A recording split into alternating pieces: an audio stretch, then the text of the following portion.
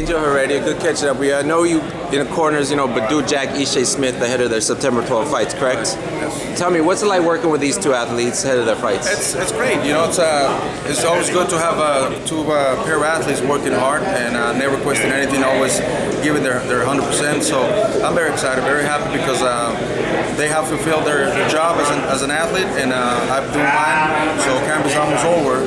Probably we'll close camp next week by Wednesday. Are all athletes the same that you work with, or is each guy different? How do you figure it out? Every boxer or every athlete is a different personality, different mind. Every athlete has certain weaknesses that you got to correct. Some of them are more vital in certain areas. So like I said, you always create different programs. You create a balance and trying to identify what are the weaknesses and what are not. So It seems like all strength coaches have kind of like a revolving door of who they work with, new faces, you get new clients. How have you landed, new faces and always found a way to work with top guys? Well, I recently worked with Lucian.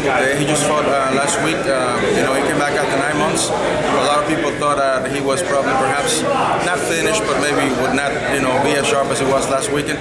So, like I said, that proves science is always ahead of the game, meaning that you got to use science with you. You got to use it properly, and age sometimes is not a factor, or certain weaknesses are not a factor if you know how to correct them. What do you think of Mayweather-Berto in this fight? Well, I have a good relationship with Berto.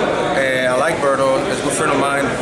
I like Floyd too, so it's gonna be a good fight. I think it's gonna be a more exciting fight than what it was with Pacquiao versus Floyd. So you think so? Yeah, it's gonna be good. It's gonna be good. Speed, nothing but speed. Will Floyd have the desire to keep fighting after this, or do you think we might see him walk away for a little bit?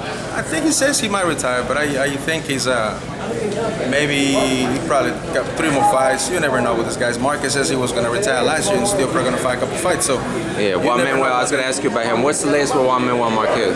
He's trying to make a comeback around December, but frankly, they're still working on a contract. I don't know what the issues are, but fight is probably going to go on. If it doesn't go in December, it has to be done around March, I think, because he's already, the time keeps passing by. So who's out there for him to fight? Kell Brook? What's the name? I think it's Kell Brook. So that's what he sounds now. Kell Brooks. It's up to the English people what they want to do.